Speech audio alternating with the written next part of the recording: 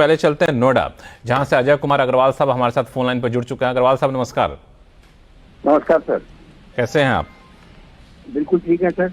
बताइए क्या उलझन है? टैक्स गुरु बैठे हुए हैं कोहली साहब। सर मेरा सवाल ये है कि मैं पब्लिक सेक्टर एक गवर्नमेंट कंपनी से रिटायर होकर मेरे को एनपीएस के थ्रू टाटा एआईआई से एन्युटी इनकम मिल रही है जी। और इसमें जो है मैं ये जानना चाहता हूँ कि इसमें जो 75,000 का स्टैंडर्ड डिडक्शन है वो मेरे को मिलेगा कि नहीं मिलेगा। इसको मैं सैलरी इनकम करके दिखा सकता हूँ कि नहीं दिखा सकता, क्योंकि जो सेंट्रल गवर्नमेंट के एम्प्लॉइज हैं और उनको जो पेंशन मिलती है और जो स्टेट गवर्नमेंट के एम्प्लॉइज हैं उनका तो ड्रॉप डाउन में आता है कि सेंट्रल गवर्नमेंट वो सैलरी के रूप में दिखा सकते हैं, लेकिन हम लोगों को जो है एन्युटी के रूप में मिलती है। तो इसमें हमें ये 75,000 का स्टैंडर्ड डिडक्शन कैसे मिल सकता है, मेरा ये सवाल है। बिल्कुल अग्रवाल साहब, आपके सवाल का जवाब आपके सवाल में ही छुपा हुआ और आपने काफी हद तक उसको लक्ष्मण इन्होंने सुलझा भी लिया है। बिल्कुल अग्रवाल साहब, ये सैलरी नहीं मानी जाती। जो एन्युटी आपको मिल रही है उसको हम सैलरी काउंट नहीं करेंगे। आपने बिल्कुल ठीक कहा, सेंट्रल गवर्नमेंट और स्टेट गवर्नमेंट का वो ड्रॉप डाउन में दिखाता है, उस पेंशन और सैलरी के अगेंस्ट स्टैंडर्ड डिडक्शन मिलती है। पर ये आप एन्युटी है तो एन्युटी को हम सैलरी की डेफिनेशन में नहीं लेते हैं। तो क्योंकि सैलरी की डेफिनेशन में नहीं लेते हैं इसलिए इस पे बदकिस्मती से आपको स्टैंडर्ड डिडक्शन अग्रवाल साहब नहीं मिलेगी। आप बहुत जानकार लगते हैं और काफी बारीकी से आपने इसको पढ़ा है, इसलिए मुझे जवाब देने में भी आपको आसानी रही। अग्रवाल साहब कोई कंफ्यूजन? सर मैं ये जानना चाहता हूँ कि जब अभी जो नए सेंट्रल गवर्नमेंट के एम्प्लॉई हैं 2014 के बाद में उनको सेंट्रल गवर्नमेंट पेंशन नहीं दे रही है, एनपीएस ही दे रही है जी, और उनको भी एनपीएस के थ्रू एन्युटी कहीं मिलती है, तो क्या उनको भी जो है वो जो एन्युटी मिलेगी उससे नहीं मिलेगा, या केवल हम लोग पब्लिक सेक्टर के एम्प्लॉई नहीं? उनको बिल्कुल ठीक है अग्रवाल साहब, उनको भी नहीं मिलेगा। एन्युटी के थ्रू अगर आ रहा है तो उसमें नहीं मिलेगा। अगर वो पेंशन आ रही है, आउटराइट पेंशन है, तब स्टैंडर्ड डिडक्शन को हम कंसिडर कर सकते हैं। एन्युटी पे उनको भी नहीं मिलेगा, ये मैं आपको जानकारी दे दूं। बहुत बहुत धन्यवाद अग्रवाल साहब हमसे जुड़ने के लिए। अब चलते हैं नई दिल्ली, जहां से अनिल गुप्ता जी हमारे साथ फोन लाइन पर जुड़ चुके हैं। गुप्ता जी नमस्कार। लक्ष्मण जी और कॉलेज जी को नमस्कार।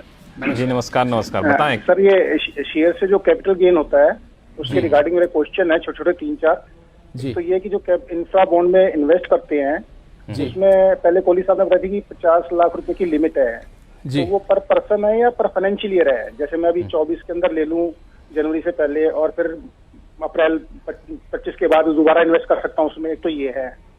और एक सेम फाइनेंशियल ईयर में अगर मैं बेचता हूँ तो 50 लाख अपने नाम और 50 लाख अपनी वाइफ के नाम इंफ्रा बॉन्ड में इन्वेस्ट कर सकता हूँ या नहीं कर सकता हूँ?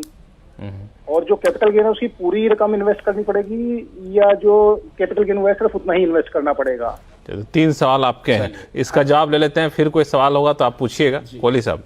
गुप्ता जी, लक्ष्मण कहा जाता है कि जब कोई अच्छी और खराब खबर देनी हो तो पहले जो अच्छी खबर देनी चाहिए, पहले अच्छी खबर देनी चाहिए, या फिर आप खराब खबर देना चाहते हैं? नहीं, मैं पहले अच्छी देना चाहता हूं। तो गुप्ता जी पहले मैं आपका कॉन्सेप्ट क्लियर कर देता हूं। ये पर पर्सन पर एनम होता है और पर ट्रांजैक्शन होता है। मतलब आपने अगर एक कैपिटल गेन का ट्रांजैक्शन 2 साल में जा रहा है तो आप 2 बार 50-50 लाख का नहीं ले सकते, उस ट्रांजैक्शन पे एक ही बार ले सकते हैं। पर वैसे आप इसको पर एनम ले सकते हैं और पर पर्सन ले सकते हैं। तो ये तो आपके जो क्वेश्चन नंबर 2 और 3 था कि आपकी वाइफ के नाम की भी आपने बात करी, वो पर पर्सन है, पर एनम है।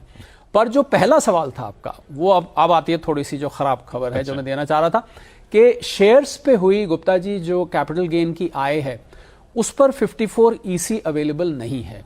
54 EC जो 50 लाख तक बॉन्ड में इन्वेस्टमेंट होती है वो आप केवल प्रॉपर्टी में, जब प्रॉपर्टी से होने वाला जो गेन है उसके ऊपर आप ले सकते हैं।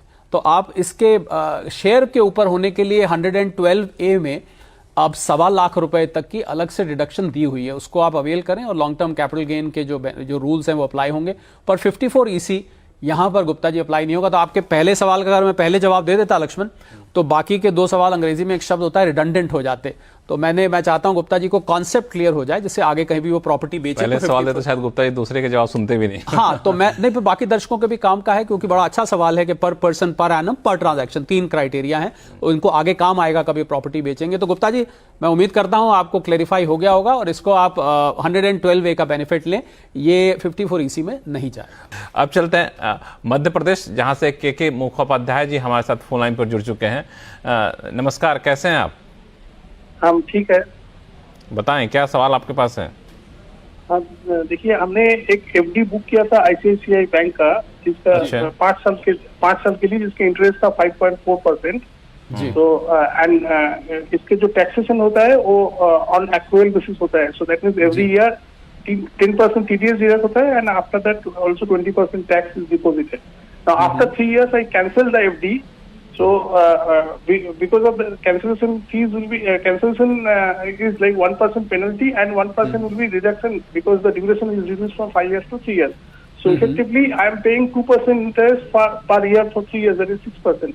And the duration for which this FD was there for this year is say half years. So I'll get the interest of 2.7%. So effectively for this year, ICICI will pay negative interest of around 3% on my total deposit. Now, how the taxation will be done for that? Mukhopadhyay साहब, you know, since you have pre-matured this FD, इन्होंने FD को पहले से अगर encash करा लिया है तो बैंक लाजमी बात है उस पर काटता है, आप जितने पीरियड के लिए किए. तो इसकी कहीं मुखोपाध्याय साहब there is no deduction as such, आप इसको कहीं डिडक्शन क्लेम नहीं कर सकते हैं. ये तो जितना आपके पास इंटरेस्ट आया है उसी को आप इनकम में दिखाएंगे, और जो TDS आया है वो आपके 26 AS में आएगा, उसका आप बाकायदा क्रेडिट लीजिए. मतलब अगर मैं आपके सवाल को दूसरे तरीके से समझ रहा हूं तो आप ये पूछना चाह रहे हैं कि जो बैंक ने इनके डिडक्शन करी है उसको क्या मैं खर्चे की तरह क्लेम कर सकता हूं, या वो नहीं होता है. जितना इंटरेस्ट आया है उतना इंटरेस्ट आप दिखाइए, और जो TDS कटा है अगर आपको लग रहा है TDS फालतू कट गया है तो उस TDS का आप रिफंड ले सकते हैं. चलिए, अब तो कोई कंफ्यूजन नहीं है. नहीं सर, just query was कि so the refund will be for the previous year or for this year, like for example this year I will get say 3% interest but I will pay 6% as penalty, so negative 3% will be there. हाँ, तो मैं exactly Mukhopadhyay, मैं मुखोपाध्याय साहब मैं यही आपको बता रहा था कि उस पेनल्टी का कोई क्लेम नहीं है, मतलब कोई उसको एक्सपेंस की तरह आप क्लेम नहीं कर सकते. अगर TDS इस साल में आपका ज्यादा कटा है और अगर पुराने सालों के TDS में गड़बड़ है तो उसके लिए लक्ष्मण याद होगा हमने 119(2) की बात की थी कि पुराने सालों के अगर आपके रिफंड आपको लग रहा है फंसे हुए हैं तो आप अपने कमिश्नर को, प्रिंसिपल कमिश्नर को लिख के स्पेशल केस में उसको रिफंड क्लेम कर सकते हैं. पर जहां तक करंट ईयर की बात है, वो जो आपको नेगेटिव रिटर्न दिखाई दे रहा है उसके अगेंस्ट जो TDS है उसमें आप रिफंड ले सकते हैं, पर इंटरेस्ट जितना आएगा उतना ही टैक्सेबल होगा. ये पुराने साल के रिफंड का कुछ टाइम फ्रेम था ना, कितने पुराने? जी, 5 साल. 5 साल तक के टाइम फ्रेम, तो 5 साल तक के रिफंड को क्लेम इनका तो 5 साल के अंदर है, तो कोई दिक्कत यहाँ पे नहीं है. आगे भी कोई कंफ्यूजन हो तो लिखिएगा हमें tax@moneycontrol.com पर, फिर से हम ऐसे आपसे संपर्क करेंगे और सीधा आपके उलझनों को दूर करने की कोशिश करेंगे. और फिलहाल वक्त